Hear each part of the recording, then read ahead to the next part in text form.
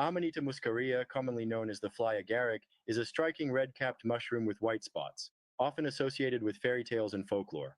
While it is toxic in its raw form, traditional and modern enthusiasts have found ways to detoxify and prepare it for consumption, primarily to reduce its psychoactive and potentially harmful compounds, such as ibotenic acid and muscimol. Muscimol acts as a GABA A receptor agonist, similar to how benzodiazepines work, much like Valium. The sedative effects may aid people with insomnia or poor sleep quality, as reports suggest it helps reduce nighttime anxiety and rumination. Remember though, raw or improperly prepared Amanita muscaria is toxic, and overdoses can cause vomiting, confusion, seizures, delirium, or even coma. One should not be combine Amanita muscaria with alcohol, antidepressants, or other sedatives.